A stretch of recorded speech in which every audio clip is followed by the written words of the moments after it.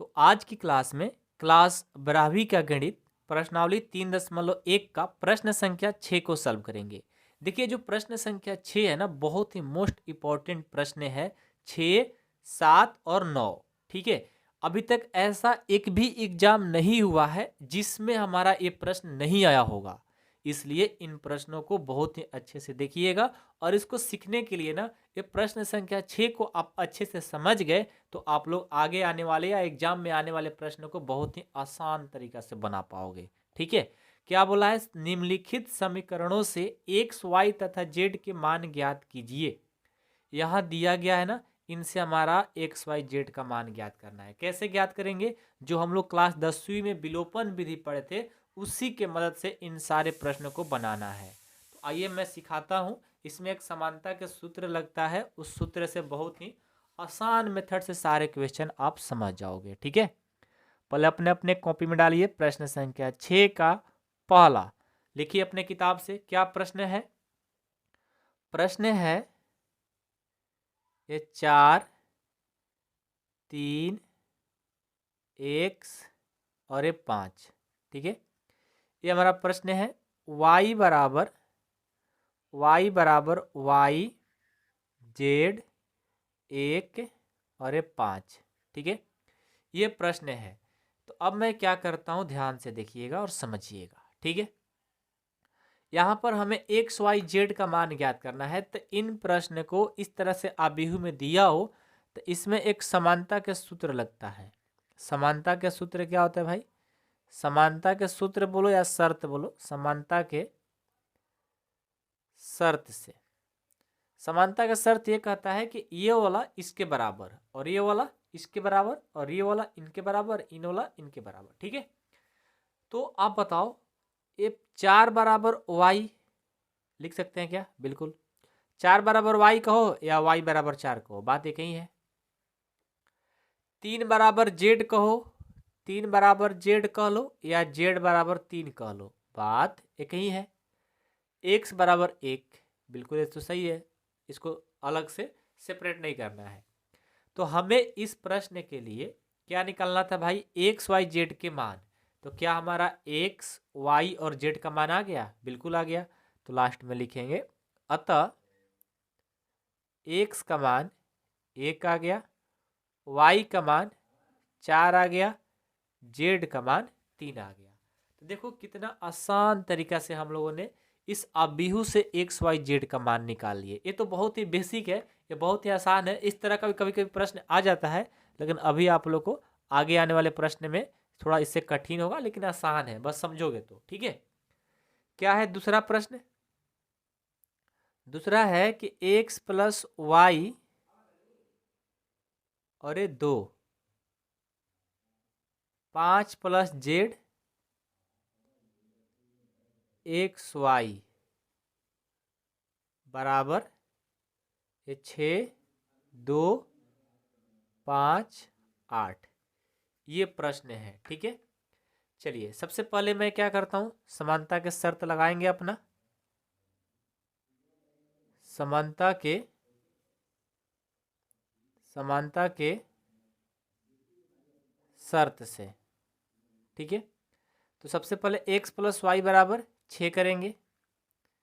X plus Y बराबर 6, इनको मैं समीकरण 1 मान लेता हूँ। ठीक है, एक बार 5 प्लस जेड बराबर 5 कर देते हैं, 5 प्लस जेड बराबर 5, ये समीकरण 2 हो गया। और एक बार एक्स इंटू वाई बराबर 8 कर लेते हैं, एक्स इंटू वाई बराबर 8, ये समीकरण 3 हो गया। ठीक है, अब देखो यहाँ पर ध्यान से देखना, आप कहोगे सर ये 2 बराबर 2 भी कर दो, तो वहाँ से कोई मतलब नहीं निकलता है क्योंकि दोनों कांस्टेंट है। कम से कम एक वेरिएबल होना चाहिए, तभी हम उसको समानता के शर्त की कॉल करेंगे। ठीक है, तो इनको लिखने से कोई फायदा नहीं है। अब सबसे पहले देखो, एक्स प्लस वाई बराबर 6 है और यहाँ एक्स इंटू वाई बराबर 8 है, तो मैं यहाँ पर तो विलोपन मेथड से नहीं बना पाऊंगा। लेकिन मैं देख रहा हूँ कि समीकरण 2 में 5 प्लस जेड बराबर 5 है, तो मैं चलता हूँ समीकरण 2 से। लिखेंगे समीकरण 2 से, समीकरण 2 से चलने का मतलब है मेरा कि 5 प्लस जेड बराबर 5 दिया है, तो यहाँ से जेड बराबर कर देंगे 5 और ये प्लस इधर जाएगा तो प्लस, यानी जेड बराबर हो जाएगा 0। जेड का मान आ गया 0। जेड का मान क्या आ गया, 0 आ गया। समझ गए, 5 + जेड बराबर 5, यानी जेड का मान हमारा 0 आ गया। काम हमारा कंप्लीट। लेकिन एक्स वाई का भी मान निकालना है ना, तो उसके लिए क्या करेंगे, तो सबसे पहले देखो मैं चलता हूं समीकरण 1 से, समीकरण 1 से चलता हूं। समीकरण 1 क्या है, x + y बराबर 6। तो मैं x बराबर कर देता हूँ y, सॉरी ये 6 है ना, 6 और ये प्लस इधर जाएगा तो माइनस, x का मान आ गया 6 - y। अब हम इस x के मान को यहाँ पर रख देता हूँ थर्ड में, लिखूंगा समीकरण 3 में x का मान देने पर, x का मान देने पर क्या है 3, x - y बराबर 8। x का मान क्या है भाई, x का मान 6, सॉरी x का मान क्या है 6, ऐसे लिखता हूँ, x का मान है 6 - y इंटू y बराबर 8। ठीक है, अब यहाँ से देखो ध्यान देना, यहाँ से 6 का 6, अच्छा एक मिस्टेक हो रहा है, जो 6 - y है एक कोष्ट में रहेगा, तो 6 और y से करेंगे 6y, -y और -y से करेंगे -y², अब बराबर में 8। अब मैं यहाँ आ जाता हूँ, ध्यान देना, ठीक है। अब मैं इसको 6y - y² बराबर 8 है, तो मैं क्या करता हूँ ना, इन सबको इधर लेकर आता हूँ इस साइड, तो माइनस है तो प्लस बन जाएगा, ये प्लस इधर जाएगा तो माइनस हो जाएगा, और ये प्लस तो प्लस है ही, बराबर में 0। अब इसका गुणनखंड निकालो, गुणनखंड निकालेंगे तो y² माइनस, यहाँ पर दो ऐसा अंक लिखना है जिनको जोड़ घटाव करें तो -6y आ जाए, और गुना करने पर इनके बराबर आ जाए। तो मैं कर लेता हूँ, ये 4y - 2y, दोनों गुना कर देंगे 8 हो जाएगा, जोड़ देंगे 6y हो जाएगा, अब +8 बराबर 0। दोनों में कॉमन लेंगे तो y -4 हो गया, दोनों में कॉमन लेंगे 2, और यहाँ से y -4 बराबर 0 हो गया। अब एक बार y -2 कर लेंगे, और इन दोनों ब्रैकेट में से किसी एक को लिख लेंगे, तो इतना हो गया।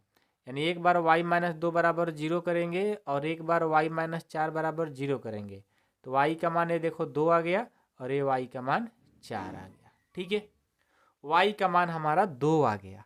ठीक है, अब मैं क्या करता हूँ, y का मान 2 आ गया, तो अब हम x का मान हमें निकालना है ना, तो x का मान निकालने के लिए y का मान रखेंगे, लिखेंगे समीकरण 1 में y बराबर 2 देने पर, पहले मैं 2 देकर चेक करता हूँ। ठीक है, तो x + y बराबर 6 है, तो यहाँ से x y का मान 2 बराबर 6, x का मान हो जाएगा 6 + 2 है ना, तो इधर माइनस यानी 4 आ गया। एक बार हम क्या करेंगे, पुनः y का मान 4 दे देंगे। ठीक है, तो क्या हो जाएगा समीकरण फर्स्ट, x + y बराबर 6, तो x अब प्लस y का मान 4 देंगे बराबर 6, तो x बराबर 6 - 4 बराबर 2। लास्ट में लिखेंगे कि अतः x का जो मान है 2 है, और क्या है, एक 4 है। y का मान क्या है भाई, 2 है और 4 है, और z का मान हमारा क्या लाए थे हमने, 0 ना, तो 0 है। ये देखो आंसर हो गया। अब मैं आपको आंसर दिखा देता हूँ ताकि आप लोगों को कन्फ्यूजन ना रहे कि सर आंसर नहीं आ रहा है, नहीं तो बाद में आप लोग कहने लग जाते हो। ठीक है, तो इसके वजह से मैं आपको आंसर दिखाता हूँ। देखो 6 का पहला आंसर आया ना, देखो x का मान 4 तो y का मान 2 और z का मान 0, और देखो x का मान जब 2 तो y का मान 4 और z का मान 0 आया है, 2 आया है ना, तो मैंने भी 2 निकाल रखा है। ठीक है, समझ में आ गया, किसी को कोई दिक्कत नहीं है। चलिए अगला प्रश्न को देखिए, प्रश्न संख्या 3। थोड़ा सा उसमें माइंड लगाना है, लेकिन थोड़ा बहुत भी 12 क्लास में आगे हो लगा दोगे तो बन जाएगा। तीसरा देखिए है कि x + y + z, और ये x + z और ये y + z, ठीक है, बराबर यहाँ से ये 9, ये 5 और ये 7। ठीक है, अब यहाँ देखो तो सबसे पहले क्या करते हैं, इनको समानता के शर्त लगाएंगे। समानता के शर्त से, समानता का शर्त ये इनके बराबर पहले करते जाओ।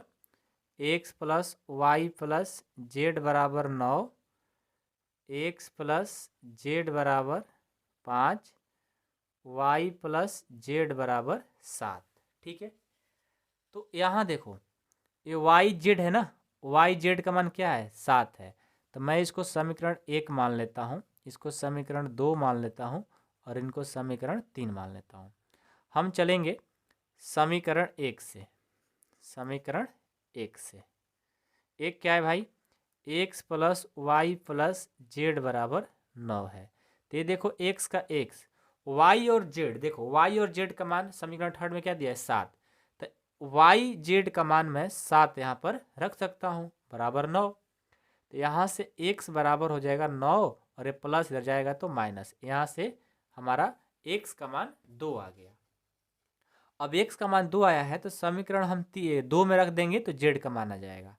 लिखेंगे समीकरण 2 में जेड का मान देने पर, जेड का मान देने पर, जेड नहीं एक्स ना, एक्स का मान लेकर आए हैं, एक्स का मान देंगे। क्या है, एक्स प्लस जेड बराबर 5 है। एक्स का मान मैंने 2 लाया प्लस जेड बराबर 5, यहाँ से जेड बराबर हो जाएगा 5, प्लस है तो माइनस, तो जेड बराबर 3 हो जाएगा, जेड बराबर 3 हो गया। अब जैसे जेड का मान यहाँ समीकरण 3 में रखेंगे तो वाई का मान आ जाएगा। लिखेंगे समीकरण 3 में जेड का मान, जेड का मान देने पर क्या हो जाएगा, जेड का मान क्या है, वाई प्लस जेड बराबर 7, तो वाई का वाई, जेड का मान 3 बराबर 7, तो वाई बराबर हो जाएगा 7 और ये प्लस हो जाएगा तो माइनस, वाई बराबर 4। ये देखो आंसर। तो लास्ट में हम लिख देंगे कि अतः एक्स का मान 2, वाई का मान 4 और जेड का मान 3। आंसर। इस तरह से क्वेश्चन नंबर 6 भी कंप्लीट होता है। तो आप ध्यान दो, इन सब प्रश्नों में बहुत ही आप लोगों को मतलब कम टाइम लगता है, सीखने में भी कम टाइम लगता है, क्योंकि बताइए आपने 10वां क्लास में सब पढ़े हो तो फिर यहाँ पर थोड़ा बहुत आप लोगों को समझाएंगे, समझ में आ जाएगी बातें। तो आगे के प्रश्न को भी ध्यान से देखिए, बहुत ही मजा आएगा और आपके एग्जाम में बहुत ही मोस्ट इंपॉर्टेंट साबित होगा, इसलिए ध्यान से पढ़ते रहिए। ठीक है, चलिए अगला प्रश्न देखते हैं, प्रश्न संख्या 7। अब हम लोग प्रश्न संख्या 7 को सॉल्व करेंगे। 7 है कि समीकरण a minus B 2a plus C 2a minus B 3c plus D बराबर -1 5 0 13 से a b c तथा d के मान ज्ञात कीजिए। देखिए बहुत ही मोस्ट इम्पॉर्टेंट एक क्वेश्चन हम कह सकते हैं, क्योंकि हमारे एग्जाम में इस तरह का क्वेश्चन आते रहता है। ठीक है, तो ध्यान से इस क्वेश्चन को देखिएगा और बहुत ही आसान है। जो आप लोग 10वीं क्लास में मैथ पढ़े थे ना, A B C D X Y Z का मान निकालने वाला, वही सेम प्रश्न ये भी है। तो समझ सकते हैं कितना आसान होगा, बहुत ही आसान होगा। आइए मैं इसको सॉल्व करके दिखाता हूँ। सबसे पहले क्या करेंगे, हमें ए बी सी डी का मान निकालना है। तो देखिए समानता के शर्त, अब कहेंगे सर समानता के शर्त कहता क्या है, मैं पहले लिख ही देता हूँ। समानता, समानता के शर्त से, समानता का शर्त कहता है ये वाला इसके बराबर, ये वाला इसके बराबर और ये वाला इसके बराबर और ये वाला इसके बराबर। तो पहले हमें लिखना होगा a माइनस बी बराबर -1 के बराबर हो जाएगा। उसके बाद 2a प्लस सी बराबर, ये 5 हो गया। उसके बाद 2a माइनस बी बराबर 0 हो गया। उसके बाद 3c प्लस डी बराबर ये 13 हो गया। ये देखो समीकरण 1 है, ये समीकरण 2 है और ये समीकरण 3 है और ये समीकरण 4 है। ठीक है, समझ रहे ना। तो ये देखो हमारा समानता का शर्त कहता है, तो समीकरण 1 2 3 4 से आपको ए बी सी डी का मान अब निकालना है। तो सबसे पहले ना हम क्या करते हैं, ध्यान दीजिएगा, यहाँ पर ए बी है और यहाँ 2a माइनस बी है, मतलब समीकरण 1 और समीकरण 3 एक ही जैसा है, दोनों में ए बी है। तो हमारा यहाँ से ए बी का मान निकल जाएगा प्रतिस्थापन विधि या विलोपन विधि से। तो आप जो यूज कर सकते हो, जो 10वीं में पढ़े थे उसी को यूज कर लो ना। विलोपन विधि आपने सबसे ज़्यादा पढ़ा था, तो मैं भी यहाँ पर विलोपन विधि से ही समीकरण 1 और 3 को लेकर के ए बी का मान निकालना चाहूँगा। ठीक है, तो आइए लिखेंगे समीकरण 1 तथा 3 से, समीकरण 1 तथा 3 से एक क्या है भाई, a माइनस बी बराबर -1 और 3 क्या है, 2a माइनस बी बराबर 0। देखो यहाँ पर हमें ए बी का मान निकालना है, तो समीकरण 1 और 3 को मैं क्या करना पड़ेगा, मेरे को घटाना पड़ेगा। क्या करना पड़ेगा, घटाना पड़ेगा। तो जब मैं घटाऊंगा तो देखो यहाँ पर साइन क्या होता है, चेंज हो जाता है। विलोपन विधि में साइन हमारा चेंज हो जाता है, बदल जाता है। ये 2a प्लस है ना, ये माइनस में बदल जाएगा। ये माइनस भी है ना, ये प्लस में बदल जाएगा। ये प्लस है ना, माइनस में हो जाएगा। तो देखो यहाँ से a में से -2a जाएगा तो -a आ जाएगा, और ये माइनस भी और ये प्लस भी हो गया ना, अब ये दोनों कट जाएगा। यहाँ -1 और -0 क्या हो जाएगा, +1 में चेंज हो जाएगा। ये हमारा +1 नहीं -1 होगा, क्योंकि 0 ना प्लस होता है ना माइनस होता है, इसलिए माइनस में लिखो चाहे प्लस में लिखो, 0 0 होता है। तो -1 और 0 -1 होगा। ये माइनस माइनस क्या हो गया, प्लस कट करके, यानी हमारा a का मान 1 आ गया। समझ में आ रही बात है ना, a का मान 1 आ गया। अब a का मान 1 आ गया तो समीकरण 1 में रख देंगे तो b का भी मान हमारा आ जाएगा। तो लिखेंगे समीकरण 1 में a का मान देने पर, a का मान देने पर क्या है समीकरण 1 भाई, a माइनस बी बराबर -1। a का मान क्या है, 1 है, माइनस बी तो -b बराबर -1। अब यहाँ देखो तो ये -b बराबर ये -1 और ये +1 है ना, इधर जाएगा तो -1 हो जाएगा। तो -b बराबर -2, ये माइनस माइनस कट गया। b का मान हमारा 2 आ गया, b का मान 2 आ गया। ठीक है, a का मान 1 आ गया, b का मान 2 आ गया। अभी हमें c और d का मान चाहिए, तो यहाँ पर जगह है, मैं यहीं पर बता देता हूँ। ठीक है, अब सी डी देखो तो किस में है, तो एक है समीकरण 2 में और समीकरण 3 में सी डी की बात हो रही है। तो मैं क्या करता हूँ, एक बात और देखो देखो देखो, बहुत आसान हो गया। a का मान 1 आ गया, b का मान 2 आ गया। तो देखो तो यहाँ पर समीकरण 2 जो है इसमें 2a प्लस c है और a का मान हमें पता है, a का मान 1 है हमें पता है। यदि समीकरण 2 में a का मान रख देंगे तो किसका मान आ जाएगा, c का। बहुत ही आसान हो गया है। तो मैं डायरेक्ट करता हूँ, समीकरण 2 में a का मान देने पर, समीकरण 2 में a का मान देने पर क्या है समीकरण 2, 2a प्लस c बराबर 5। ठीक है, तो 2 का 2, a का मान 1 है, अब प्लस c बराबर ये 5 हो गया। तो 2 प्लस c बराबर ये 5 हो गया। यहाँ से c बराबर हो जाएगा 5 माइनस 2, यानी c का मान हो जाएगा 3। ठीक है, अब देखो c का मान आ गया 3, तो यदि समीकरण 4 में c का मान रख देंगे तो d का भी मान आ जाएगा। बहुत ही आसान हो गया। तो लिखेंगे समीकरण 4 में c का मान देने पर, ठीक है, समीकरण 4 क्या है, 3c प्लस d बराबर 13। तो यहाँ से 3 का 3, c का मान 3 अब प्लस d बराबर 13। तो 3 का 9 प्लस d बराबर 13। तो d बराबर क्या हो जाएगा, 13 माइनस 9, क्योंकि ये प्लस आ जाएगा तो माइनस। तो d बराबर कितना हो जाएगा, 13 में से 9 जाएगा तो ये हमारा कितना जाएगा, 13 में से 9 जाएगा तो ये हमारा 4 आ जाएगा, 9 4 13, यानी डी का मान हमारा 4 आ गया। तो अब देखो तो लिखेंगे अतः ए का मान 1 आ गया, बी का मान 2 आ गया, सी का मान 3 आ गया और डी का मान 4 आ गया। ये हमारा फाइनल आंसर। इस तरह से हमारे एग्जाम में प्रश्न पूछे जाते हैं, क्योंकि बहुत ही अच्छा क्वेश्चन है, ठीक है ना। बस थोड़ा बहुत यहाँ पर माइंड लगाना है, समझ जाना है, बाकी तो 10वीं क्लास वाला ही है जो आप लोग विलोपन विधि पढ़े थे, उसके हिसाब से आप लोग को बना देना है। कितना आसान है, आप खुद समझ सकते हो, सोच सकते हो, ठीक है, बहुत ही आसान है। तो चलो अब प्रश्न संख्या 8 को देखते हैं।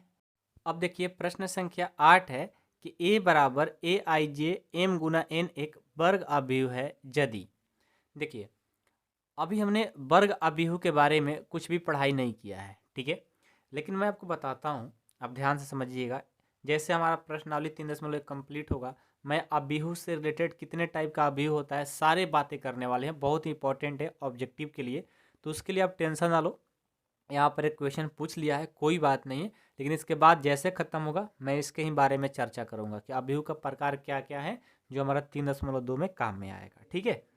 तो देखिए वर्ग अभिव्यव का जो मतलब है, वर्ग मतलब क्या होता है भाई, वर्ग मतलब चारों हमारा बराबर होता है। क्या होता है, चारों बराबर, यानी एम गुना एन, मतलब एम एक मान लो कोई साइड है और एक एन साइड है, यानी दोनों क्या होना चाहिए, बराबर होना चाहिए। वर्ग अभिव्यव में दोनों क्या होना चाहिए, बराबर, क्या होना चाहिए, बराबर होना चाहिए। आमने सामने, आमने सामने क्या होना चाहिए, बराबर नहीं, बल्कि चारों तरफ से बराबर होना चाहिए, ठीक है। यानी एम और एन मतलब सब तरह से इसका मान जो होगा बराबर होगा। वर्ग अभिव्यव मतलब दोनों बराबर, एम एन की बात किया है तो एम एन बराबर हो जाएगा, यदि यहाँ एक्स वाई की बात करेगा तो एक्स वाई बराबर हो जाएगा। तो कोई भी अभिव्यव में यदि आपको यह स्टेटमेंट दिया हो और आपसे बोले कि एक वर्ग अभिव्यव है, तो वर्ग अभिव्यव आप तभी कहेंगे जब दोनों ये बराबर होगा। इसमें आपको ऑप्शन ढूंढना है कि वर्ग अभिव्यव होने के लिए क्या एम से एन बड़ा होना चाहिए, कहिएगा बिल्कुल नहीं। क्या एम बड़ा होना चाहिए एन से, नहीं। क्या दोनों बराबर होना चाहिए, तो बिल्कुल सही। तो सी नंबर हमारा ऑप्शन क्या होगा, सही हो जाएगा। थोड़ा इस बात को समझिएगा, लेकिन अगला वीडियो आप देखेंगे ना अगला क्लास में, तो मैं आप लोग को वर्ग अभिव्यव के बारे में नहीं बल्कि पूरा अभिव्यव के बारे में बता देंगे, तो फिर आपको बहुत एक मास्टर बन जाओगे इसके बारे में, ठीक है। तो टेंशन ना लो, यहाँ पर बस इतना समझा दिया, फिर भी आप पकड़ लोगे आप, ठीक है, कोई दिक्कत नहीं है। चलिए अगला प्रश्न देखते हैं, 9 नंबर। 9वां प्रश्न है आपका कि x तथा y के प्रदत्त किन मानों के लिए अभिव्ययों के निम्नलिखित युग्म समान है। यहाँ पर देखिए आपको यह स्टेटमेंट दिया गया है और यहाँ पर आपको ऑप्शन भी दिया गया है, बताइए कौन सा सही होगा। तो आपको ऐसे ही जल्दबाजी नहीं कर देना है, पहले समानता के शर्त से इनको बराबर करेंगे, सबको क्या करेंगे, बराबर लिखेंगे, रफ में जाएंगे। 1 नंबर के लिए तो रफ में ही बनाना पड़ता है ना, तो मेरे को थोड़ा सा देर लगेगा क्योंकि मैं आपको समझा रहा हूँ, ठीक है, लेकिन जितना देर मैं लगा रहा हूँ उतना देर आपको नहीं लगाना है। क्यों भाई, क्योंकि आपको एग्जाम देना है, मैं तो आपको फर्स्ट टाइम है ना, तो मैं आपको पढ़ा रहा हूँ, लेकिन आप लोग जितना प्रैक्टिस करोगे उतना आप मास्टर बनते जाओगे, बहुत फास्ट करोगे एक दिन, ठीक है। चलो समानता के शर्त से मैं पहले इनको बराबर करता हूँ, तो यहाँ से 3x + 7 बराबर क्या हो जाएगा, 0, ठीक है। हमें देखो ऑप्शन से पता चल जाता है कि x और y की मान हमें नीड है, या यहाँ पर लिखा भी है कि x y का मान ज्ञात कीजिए, ठीक है, लिखा भी है, इसमें बताने की जरूरत है नहीं, ठीक है। तो ये मान लो समीकरण फर्स्ट, इनको बराबर कर दो, 5 के बराबर y-2 कहो या y-2 के बराबर 5 कहो, बात तो एक ही है। मैंने लिख दिया y-2 बराबर 5, या लिख सकते थे 5 बराबर y-2, इसको समीकरण 2 ले लो। अब इनको इनके बराबर कर दो, तो y + 1 बराबर 8 हो गया, ये समीकरण 3 हो गया। अब इनको इनके बराबर कर देंगे तो 2 - 3x बराबर 4 हो गया, समीकरण 4। अब हम क्या करते हैं, ध्यान से देखो, हमें x y के मान की जरूरत है, तो यदि हम समीकरण 2 में देख रहे हैं कि y-2 बराबर 5 है, तो यदि मैं समीकरण 2 से चलता हूँ तो हमारा काम हो जाएगा। तो मैं क्या करता हूँ, देखो समीकरण 2 से चलता हूँ, समीकरण 2 से, समीकरण 2 से, समीकरण 2 क्या है भाई, y-2 बराबर 5, तो y बराबर करेंगे तो 5, ये माइनस ले जाएगा तो प्लस, यानी y बराबर क्या हो गया, 7 हो गया, y बराबर क्या हो गया, 7 हो गया, ठीक है। अब देखो तो हमें x का मान चाहिए, हमें किसका मान चाहिए, x का, तो x का मान कैसे निकाल सकते हैं? समीकरण 1 से चलेंगे तो हो जाएगा। समीकरण 1 से चल लो चाहे समीकरण 4 से चल लो, बात तो बराबर ही है। तो पहले हम समीकरण किससे चलें? 1 से चलते हैं। समीकरण 1 से, समीकरण 1 है 3x प्लस 7 बराबर 0। तो यहाँ से 3x बराबर ए प्लस रह जाएगा तो माइनस, यहाँ से x बराबर क्या हो जाएगा? -7, और ये गुना कर दिया जाएगा तो भाग। x का मान आ गया -7/3। लेकिन अभी भी आपका काम हुआ नहीं, क्यों? क्योंकि अभी भी हमारा समीकरण 1 और 2 को तो यूज कर लिए, अब 3 4 को भी यूज करके देखते हैं कि क्या हमारा x y का मान बराबर ही आएगा। आइए समीकरण अब 3 से चलेंगे। 3 क्या है? y प्लस 1 बराबर 8 है, तो y बराबर 8 और ये प्लस 1 है तो माइनस हो जाएगा, y बराबर 7 हो गया। देखो तो समीकरण 2 से जब चले थे तो y का मान 7 आया, और 3 से भी चले तो y का मान 7, मतलब इस इक्वेशन में y का मान दोनों बराबर आ रहा है। अब हम 4 से चलकर देखते हैं, लिखेंगे समीकरण 4 से क्या है? 2 - 3x बराबर 4, तो -3x बराबर हो जाएगा 4, और ये प्लस रह जाएगा तो माइनस, तो -3x बराबर 2 हो जाएगा। x बराबर है गुना कर रहा है, इधर जाएगा तो भाग कर देगा, 2/-3 हो जाएगा। x का मान -2/3 आ गया, और एक बार -7/3 आया है। अब बताओ एक ही क्वेश्चन में जब हमने मान निकाला तो y का तो मान बराबर आया, लेकिन x का मान अलग अलग मान आने लग गया, तो क्या संभव है? नहीं, क्योंकि दोनों जगह बराबर ही आना चाहिए था। तो ये जो हमारा इक्वेशन बना है, ठीक है, ये बिल्कुल गलत दिया गया है। तो हम क्या कहेंगे? ये सही है? बिल्कुल गलत, यानी ACD तो बिल्कुल गलत है। यहाँ लिखा है ज्ञात करना संभव नहीं है, तो बिल्कुल ज्ञात करना संभव नहीं है, क्योंकि x का 2 मान आ रहा है जो कि कभी होना नहीं चाहिए। इसीलिए ऑप्शन नंबर बी मार देंगे, क्योंकि हम लोग ज्ञात नहीं कर पा रहे हैं। क्यों? क्योंकि y का तो मान सेम आ रहा है, लेकिन x का मान अलग अलग आ रहा है, इसलिए हम लोगों ने इसको कहें कि इसका ज्ञात करना भैया आसान नहीं है, बिल्कुल गलत है, तुम ज्ञात करना संभव नहीं के रूप में चले जाओ। ठीक है, समझ में आया सबको? अब चलो अब 10 नंबर देखते हैं क्या है। अब 10 नंबर है कि 3/3 कोटि के ऐसे अवयवों की कुल कितनी संख्या होंगी जिनके प्रत्येक प्रविष्ट 0 या 1 है। बहुत ही आसान है, ध्यान से पहले समझिए। 3/3 कोटि का बात किया है, तो आप चुपचाप एक बार 3/3 कोटि बना लो। कैसे बनाते हो भाई? A11, A12, A13, A21, A22, A23, A31, A32, A33 हमने बना लिया। ये कितने बाई कितने का है? 3/3 का है। ठीक है, अब देखो तो जब हमने 3/3 का कोटि का व्यू बनाया, इसमें सदस्य कितना है? 1 2 3 4 5 6 7 8 9, तो लिखेंगे 3/3 कोटि के 3/3 कोटि के अवयवों के सदस्यों की संख्या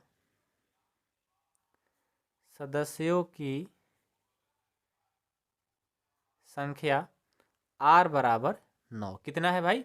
इसको r बोलते हैं, तो कितने हैं? 9 है इसमें सदस्यों की संख्या, और हमें प्रत्येक प्रविष्ट क्या है? 0 या 1, मतलब 2 है। तो लिखेंगे सदस्यों की संख्या, जिनको n बोलेंगे, सदस्यों की संख्या जो प्रविष्ट दिया गया है उसका कितना है? 2 है। तो जब भी आपको ऐसा दिया हो और अवयवों की संख्या निकालना हो, ठीक है, तो इसका फार्मूला होता है, अवयवों की संख्या का निकालने का फार्मूला n के पावर r होता है। n क्या है? 2 है, r क्या है? 9 है। इसका मतलब हुआ कि 2 कितने बार? 9 बार। 4 5 6 7 8 9 गुना करो, 2 दूनी के 4, 4 दूनी 8, 8 दूनी 16, 16 32 64, 64 दूनी 128, 128 दूनी 256, 256 दूने 512, 512 आपका आंसर हो जाएगा। इसमें ऑप्शन देखो 512 डी। तो जब भी आपको ऐसा नहीं है कि सिर्फ 3/3 में ही आपका बनेगा, यदि आपको 2/2 कर दे और यहाँ प्रविष्ट आपको 0 या 1 दे या 1 या 2 दे, फिर भी आपको बस सदस्यों की संख्या चुनना है, कौन सा हमारा r होगा और कौन n होगा, और उसके बाद अवयवों की संख्या का फॉर्मूला लगाओ और गुना कर दो, आंसर। ये बहुत ही इंपॉर्टेंट है। कभी कभी आपको शॉर्ट में भी पूछ लिया जाता है और कभी कभी 1 नंबर में भी, इसलिए इसको मैंने अच्छे से एक्सप्लेन कर दिया ताकि आपको कोई दिक्कत ना हो। ठीक है। हाँ, अब अगला क्लास जो होगा ना उसको आप लोग को देखना बहुत ही ज़रूरी है। अब मैं अवयवों के प्रकार के बारे में आप लोग को समझाने वाला हूँ, बहुत ही मोस्ट इंपॉर्टेंट ऑब्जेक्टिव के लिए। जो देख लेंगे अवयव का सारे क्वेश्चन एग्जाम में करके आ जाएंगे। तो उस क्लास को बिल्कुल देखना नहीं भूलना है, जरूर